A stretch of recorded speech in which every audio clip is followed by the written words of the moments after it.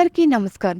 ముందుగా ఓం శ్రీ మాత్రే నమః అని కామెంట్ పెట్టి మా ఛానల్ సపోర్ట్ చేయండి ఫ్రెండ్స్. అలాగే కొత్తగా చూస్తున్నవారు మా ఛానల్ని సబ్స్క్రైబ్ చేసుకోండి. రేపే పరమ పవిత్రమైనటువంటి హనుమాన్ జయంతి, అంటే ఆంజనేయ స్వామివారు జన్మించినటువంటి రోజనమాట. ఇక్కడ చాలామందికి వచ్చేటటువంటి అనుమానం, హనుమాన్ జయంతి మనం ఎన్నిసార్లు జరుపుకోవాలని, సంవత్సరంలో 2 సార్లు వస్తుందా అని చాలామందికి అనుమానం ఉంటుంది. హనుమాన్ జయంతి ఎందుకంటే చైత్రశుద్ధ పౌర్ణమి రోజు హనుమాన్ జయంతి. ఆ రోజు ఆంజనేయ స్వామి వారిని విశేషంగా పూజ చేస్తాము. కొంతమంది పండితులు వైశాఖ మాసంలో కృష్ణపక్షంలో వచ్చేటటువంటి దశమి రోజు ఆంజనేయ స్వామి వారు జన్మించారని చెబుతూ ఉంటారు. అసలు ఏది నిజం? చైత్రశుద్ధ పౌర్ణమి రోజు హనుమాన్ జయంతి జరుపుకోవాలని, వైశాఖ మాసం కృష్ణపక్షంలో వచ్చే దశమి రోజు హనుమాన్ జయంతి జరుపుకోవాలని అడిగినట్లయితే చూడండి, ఆంజనేయ స్వామి వారు ఎప్పుడు జన్మించారు, అలాగే ఎలా జన్మించారు అనేటువంటి విషయాలు కూడా మనం ఈరోజు ఈ వీడియోలో తెలుసుకుందాం. వాల్మీకి మహర్షి రచించినటువంటి రామాయణంలో ఎక్కడా చెప్పలేదు. మరి ఆంజనేయ స్వామి వారు ఎప్పుడు జన్మించారు మనకి ఎలా తెలుస్తుంది? వైశాఖ మాసంలో కృష్ణపక్షంలో దశమి శనివారం రోజు ఆంజనేయ స్వామి వారు జన్మించారు. మరి చైత్రశుద్ధ పౌర్ణమి నాడు హనుమాన్ జయంతి జరుపుకుంటాం కదా. చాలామందికి ఈ అనుమానం ఉంటుంది. ఆంజనేయ స్వామి వారు పుట్టిన తక్షణమే తల్లి అయిన అంజనాదేవికి నమస్కారం చేసి, అమ్మా నాకు ఆకలిగా ఉంది, ఏదైనా ఆహారం పెట్టు అంటే, నాయన నేను అందురాలిని, నీకు ఆహారం ఏమీ ఇవ్వలేను, నీ ఆహారం నువ్వే సమకూర్చుకో అన్నప్పుడు ఆంజనేయ స్వామి వారు పైకి చూస్తారు. అప్పుడు సూర్యుడు అప్పుడే ఉదయిస్తూ ఉంటే ఎర్రని మామిడి పండులా కనిపిస్తే ఆంజనేయ స్వామి వారు సూర్యుడిని మింగడానికి సూర్యమండలానికి వెళ్ళినప్పుడు అప్పుడు దేవేంద్రుడు వచ్చి వజ్రాయుధంతో కొడతారు కదా. అప్పుడు ఆంజనేయ స్వామి వారు కింద పడి మరణిస్తారు. అప్పుడు వాయుదేవుడు ఆంజనేయ స్వామి వారి ఒక గుహలోకి తీసుకువెళ్ళి ప్రపంచంలో గాలి లేకుండా చేస్తారన్నమాట. అప్పుడు సృష్టి మొత్తం అలా అంతా సర్వనాశనం అయిపోతుంటే దేవతలు వచ్చి వాయుదేవుడికి చెప్తారు, గాలి లేకపోతే సృష్టి అనేది ఏమైపోతుంది అని. నువ్వు నీ సంచారాన్ని కొనసాగించు, ఆంజనేయ స్వామి వారిని మేము బ్రతికిస్తాము అంటే అప్పుడు వాయుదేవుడు తన సంచారాన్ని కొనసాగించినప్పుడు దేవతలందరూ కూడా ఆంజనేయ స్వామి వారిని మళ్ళీ బ్రతికిస్తారనమాట. అలా ఆంజనేయ స్వామి వారు 2 సార్లు పుట్టారు కాబట్టి 2 సార్లు హనుమాన్ జయంతిని జరుపుకుంటారు. చాలామంది మన తెలుగు రాష్ట్రాల్లో కావచ్చు, కర్ణాటకలో కావచ్చు, అలాగే తమిళనాడులో కావచ్చు, చాలామంది ఈ వైశాఖ మాసంలో కృష్ణపక్షంలో వచ్చేటటువంటి దశమి రోజు విశేషంగా ఆంజనేయ స్వామి వారిని పూజించి అర్చించి ఆయన అనుగ్రహం పొందుతూ ఉంటారు. 2 సార్లు కూడా హనుమాన్ జయంతి చేసుకుంటే తప్పేమీ లేదండి. ఈ 2 తిథుల్లోనే కాకుండా ప్రతినిత్యము కూడా ఆంజనేయ స్వామి వారిని పూజించి అర్జిస్తే మనకు వచ్చేటటువంటి నష్టమేమీ లేదండి. ఎప్పుడు పూజించినా ఆయన అనుగ్రహం అనేది మనకు కలుగుతుంది. కాబట్టి రేపు హనుమాన్ జయంతి రోజు ఆంజనేయ స్వామి వారిని ఎలా పూజించాలో ఈ వీడియోలో మనం తెలుసుకుందాం. ఆంజనేయ స్వామి అంటే సామాన్యం కాదండి. మన సనాతన ధర్మంలో మనకు 3 దేవతలు ఉన్నారు కదా. అందరు దేవతలు మనం పూజించలేం కదా, కొంతమందిని మర్చిపోతూ ఉంటాం. కానీ ఒక ఆంజనేయ స్వామి వారిని పూజిస్తే 3 దేవతలు పూజించినటువంటి ఫలితం మనకి దక్కుతుంది. అనారోగ్య సమస్యలతో బాధపడుతున్న వారు ఆంజనేయ స్వామి వారిని పూజించినట్లయితే మంచి ఆరోగ్యాన్ని కూడా ప్రసాదిస్తాడు. ఆంజనేయ స్వామి లక్ష్మణ స్వామి మూర్ఛపోయినప్పుడు సంజీవిని తెచ్చి ఆయన ప్రాణాన్నే రక్షించినవాడు కదా. ఆంజనేయ స్వామి ఎందుకంటే ఆయన 4 వేదాలు, 6 శాస్త్రాలు, 18 పురాణాలు, 108 ఉపనిషత్తులు, సప్తకోటి మహామంత్రాలను అవలీలగా అధ్యయనం చేసినటువంటి మహానుభావుడు ఆంజనేయ స్వామి.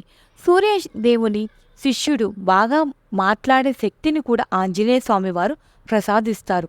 అటువంటి ఆంజనేయ స్వామి వారిని ఎవరైతే శ్రద్ధాభక్తులతో పూజిస్తారో, ఆరాధిస్తారో వాళ్ళకి ఏ లోటు కూడా ఉండదండి. అన్ని భోగభాగ్యాలు ఆంజనేయ స్వామి వారు ప్రసాదిస్తారు.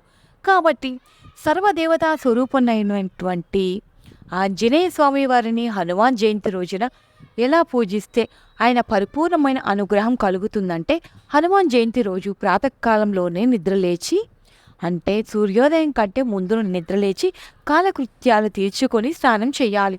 స్నానం చేసేటటువంటి నీళ్ళలో గోమూత్రము, ఒక తులసి దళము దొరికితే ఒక పారిజాత పుష్పాన్ని నీళ్ళల్లో వేసుకొని తలస్నానం చేసుకొని ఆ తర్వాత కేసరి రంగులో అంటే ఆరెంజ్ కలర్ ఉన్నటువంటి వస్త్రాలను ధరించడం చాలా శుభప్రదం. ఆంజనేయ స్వామి వారికి కేసరి రంగు అంటే చాలా ఇష్టం అండి.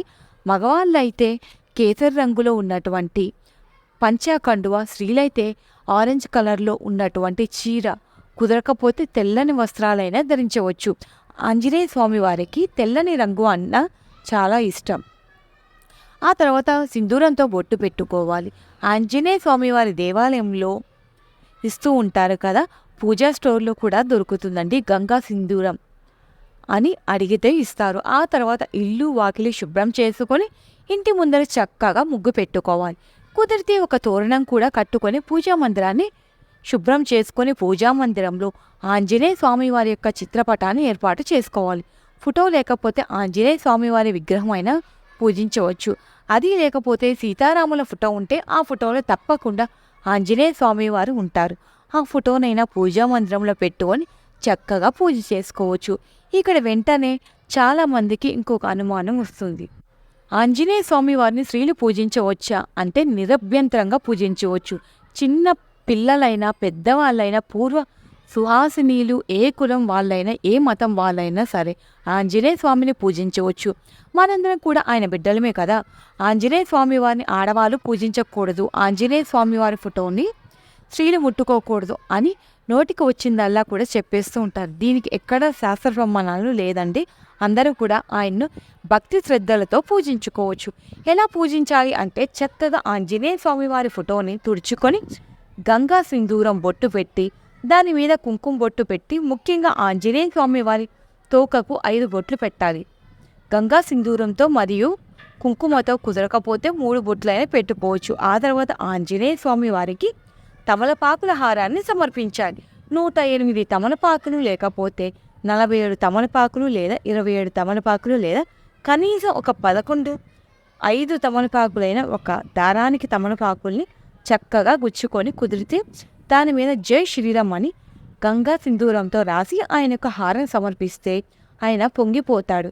ఆయన అనుగ్రహాన్ని అనేది వెంటనే మనకు కలుగుతుంది. దానితో పాటు వడమాల అంటే ఆయనకి చాలా ఇష్టం. ఈ హనుమాన్ జయంతి రోజు పారిజాత పూలతో ఆంజనేయ స్వామిని పూజించినట్లయితే మీకు రాజయోగం పట్టినట్లే. ఆంజనేయ స్వామి వారి యొక్క పరిపూర్ణటువంటి అనుగ్రహం కలుగుతుంది. ఇది పరమ సత్యం. ఈ హనుమాన్ జయంతి రోజు ఆంజనేయ స్వామి వారి దగ్గర విశేషంగా దీపారాధన చేయాలి. ఎవరైతే ఆరోగ్యము ఐశ్వర్యము కావాలని కోరుకుంటారో అలాంటి వాళ్ళు దీపాలు చక్కగా ఆవు నెయ్యి పోసి 3 ఒత్తులు వేసి దీపారాధన చేసినట్లయితే ఆరోగ్యం ఐశ్వర్యం కలుగుతుంది. గ్రహ పీడలు శని దోషాలు ఉన్నటువంటి వాళ్ళు నువ్వుల నూనె పోసి దీపం వెలిగించాలి. నువ్వుల్లో శనీశ్వరుడు ఉంటాడు కదా, ఆ నువ్వుల నూనె ఎలాగైతే కాలిపోతుందో అదేవిధంగా శని దోషాలు అనేవి కూడా పూర్తిగా కాలిపోతాయి. శని దోషాలు అనేవి తొలగిపోతాయి. ముఖ్యంగా ఆంజనేయ స్వామివారిని గంగా సింధూరం, తులసి దళాలు, మందార పూలు, పారిజాత పూలతో పూజించి వడమాల, తమలపాకుల హారం చేసి చక్కగా దీపాలు వెలిగించి ధూపం సమర్పించిన తర్వాత నైవేద్యం ఏం పెట్టాలంటే ఆంజనేయ స్వామివారికి అప్పాలు అంటే చాలా ఇష్టం అండి. 5 అప్పాలు, దానితో పాటు 5 అరటిపళ్ళు నివేదన చేయాలి. అరటిపళ్ళు ఉంటే కూడా ఆంజనేయ స్వామికి చాలా ఇష్టం. దానితో పాటు ఒక కొబ్బరికాయను కొట్టి ఆ కొబ్బరి చిప్పల్ని కూడా నివేదన చేస్తే ఆ తర్వాత తాంబూలాన్ని సమర్పించి స్వామివారికి కర్పూర హారతి ఇచ్చి ఆ తర్వాత హనుమాన్ చాలీసా చదివితే చాలా మంచిదండి. తులసీదాసు రచించినటువంటి హనుమాన్ చాలీసా ఉంది కదా, జై హనుమాన్ జ్ఞాన గుణసాగర, ఇది చక్కగా చదవండి. చదవడం కుదరకపోతే ఫోన్లో పెట్టుకొని వినండి. దానితో పాటుగా హనుమాన్ ద్వాదశ నామ సూత్రం భక్తి శ్రద్ధలతో ఒక 5 సార్లు హనుమాన్ జయంతి రోజు పారాయణ చేస్తే వాళ్ళకు ప్రాణహాని ఏమైనా ఉంటే తొలగిపోతాయి. ఏ పని మొదలుపెట్టినా ఆ పనిలో వాళ్లకు విజయం తప్పకుండా కలుగుతుంది. హనుమాన్ చాలీసా, ఈ 12 నామ సూత్రం ఇవేమీ మేము చదవలేము, మాకు నోరు తిరగదు అనేటటువంటి వాళ్ళు శ్రీరామ దూతాయ హనుమతే నమః శ్రీరామదూతాయ హనుమతే నమః, శ్రీరామదూతాయ హనుమతే నమః. ఈ మంత్రాన్ని అంటే ఆంజనేయ స్వామికి చాలా ఇష్టం అండి. మొదట్లో శ్రీరాముడి పేరు ఉంది కదా, రామదూత అంటే ఆయన పొంగిపోతాడు. ఈ మంత్రాన్ని 108 సార్లు జపం చేసుకున్నట్లయితే ఆంజనేయ స్వామి వారి యొక్క పరిపూర్ణమైన అనుగ్రహం మనకు కలుగుతుంది. అదేవిధంగా రేపు మీ దగ్గరలో ఉన్న ఆంజనేయ స్వామి దేవాలయం ఉంటే గుడికి వెళ్ళి ఆంజనేయ స్వామి వారిని దర్శించుకొని ఆ దేవాలయానికి 5 ప్రదక్షిణలు చేసుకొని వచ్చినట్లయితే ఆంజనేయ స్వామి వారి అనుగ్రహం తప్పకుండా కలుగుతుంది. కాబట్టి సర్వదేవతా స్వరూపుడైనటువంటి ఆంజనేయ స్వామి వారిని రేపు భక్తి శ్రద్ధలతో మనందరం పూజించి ఆయన అనుగ్రహాన్ని పొందుదాం. మనందరికీ ఆయన అనుగ్రహం కలగాలని ఆ స్వామి వారిని కోరుకుంటూ అందరికీ హనుమాన్ జయంతి శుభాకాంక్షలు. మీకు ఈ వీడియో నచ్చితే లైక్ చేసి మా ఛానల్ సబ్స్క్రైబ్ చేసుకోండి. Thank you for watching.